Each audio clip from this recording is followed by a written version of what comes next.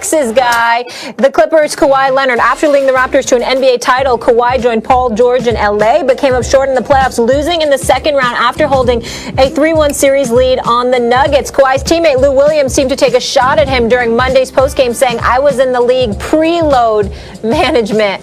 Stephen A., is Kawhi or PG-13 actually the better leader for the Clips?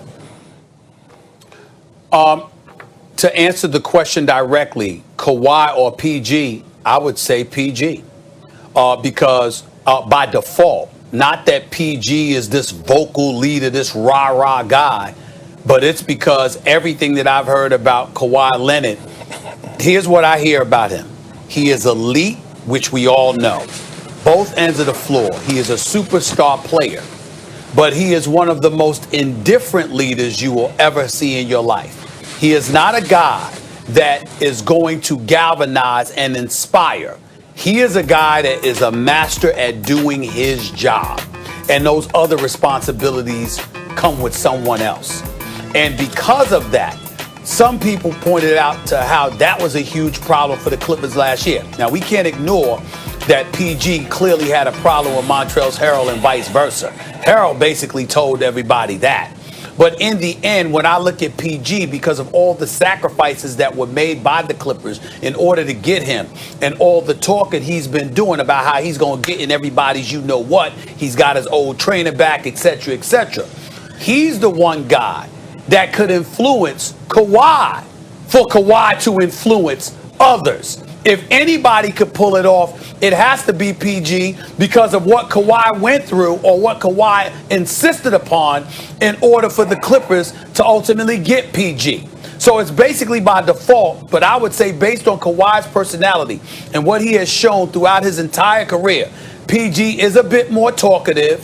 He is a bit more loquacious. He does seem more willing to communicate and talk with folks. And I think that lends itself towards leadership in a lot of ways in the NBA. So I would say PG over Kawhi in that regard. But he obviously has to perform on the court in order for people to want to listen to him. The answer is Kawhi. And the answer is Kawhi for a very simple reason. Because PG-13 goes away in the playoffs. And that dude can't be your leader. He could be an excellent player. And when I say goes away, he's better than an average starter. He's average, somewhere between an average starter and an all-star. But in the regular season, he's somewhere between an all-star and an MVP. He declines in the playoffs. And whatever happened with Kawhi in that last Game 7, or, whatever. Like, some guys have bad nights, and that was a bad time to have a bad night. Kawhi was excellent, as Perkins pointed out. Extraordinary. Through the playoffs for the second consecutive year, because the year before, he won Finals MVP. And that wasn't the first Finals MVP he won. So Kawhi's style is, as you say, Stephen A., that's what the reporting has been. That's what you hear. And I wouldn't dispute it. And it's maybe not ideal. Although, some people lead by example. And if Kawhi is the best at just doing his job, and that's the example he says, maybe everyone should just do their jobs. But the problem with Paul George is he's disqualified because your best player should be your leader. And barring that, a clutch player can be your leader, but not a guy you can't rely on when it matters most. That's why the reporting has also been that the team didn't have a problem with the special treatment Kawhi got. They had a problem with the special treatment Paul George got. That can't be your leader. Max, you are so wrong right now. You are so wrong in so many areas by saying that your best player has to be your leader, and that is not true. When you look at the Miami Heat, do you know who's the leader for the Miami Heat, Max? Who is the leader for the Miami Heat? I didn't say your best player has to be your leader. Jimmy Butler. You just said that. Who? No, he's not. Udonis Haslem is the leader for the Miami Heat. So with that being said, a lot of guys can't gravitate to guys coming up just to show up to work. Your leader does everything else off the court also. And to me, it's a no-brainer to answer the question. Paul George is the better leader. Why? Because he's more vocal. We haven't heard 10 words from Kawhi Leonard this offseason. And when reports come out, they talk about the special treatment that Kawhi gets, being able to take his helicopter to practice, being able to fly back to San Diego to live in his $20 million mansion, holding the plane up, being late.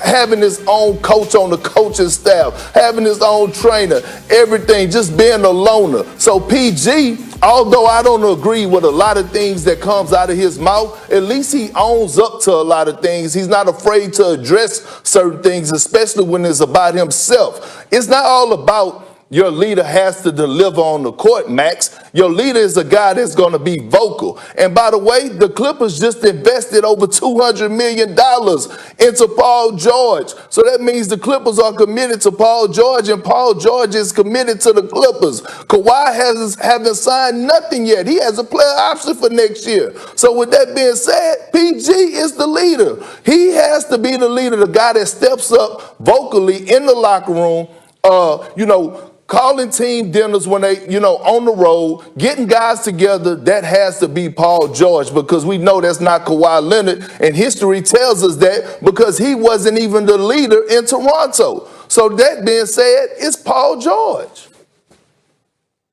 I'm not in a position to dispute your locker room experience, who have played on a championship team.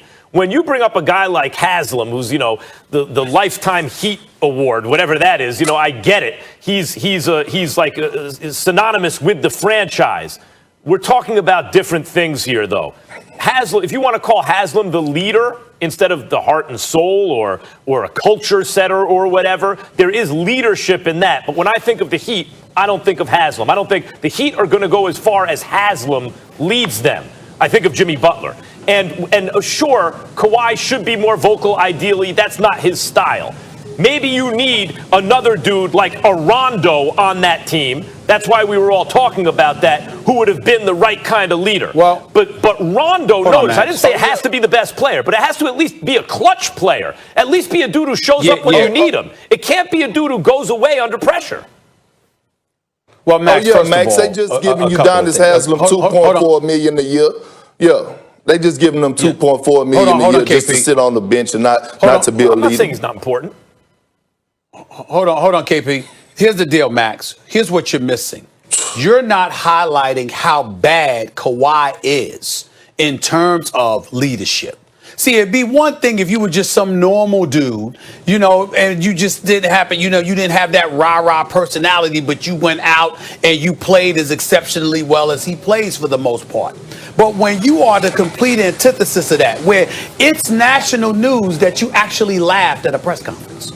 Actually laughed. Because you laughed, it was national news. Because they've never seen anything from your personality. Because you're you have a penchant for giving one-liners and being gone. Because even when you're a star, people barely talk to you because you pretty much have nothing to say. You literally could work for the CIA. I mean, they look at you like that.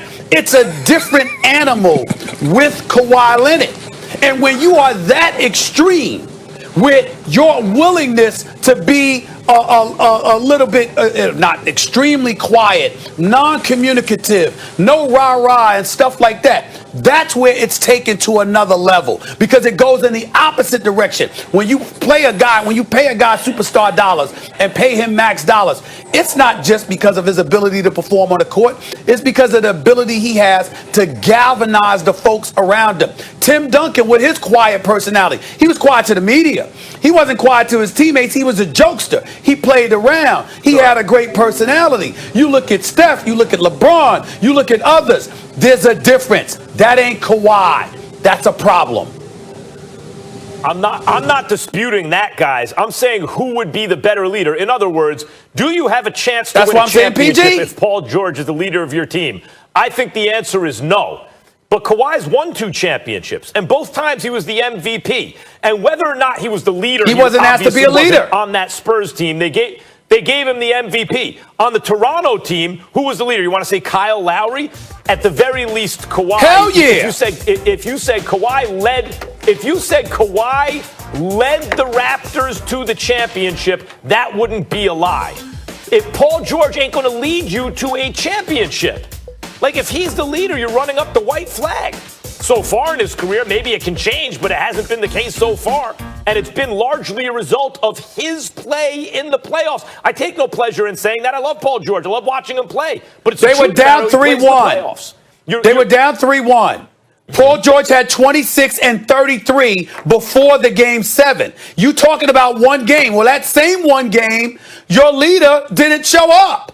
Kawhi Leonard didn't show up either. I'm talking about, by the way, you're right, although Kawhi wasn't hitting the backboard from a corner 3. But you're right, Kawhi had a bad game 7. There's so few bad performances from Kawhi throughout the years in the playoffs. Go ahead, KP. Paul George, there are many games, including in these last playoffs, where he didn't show up.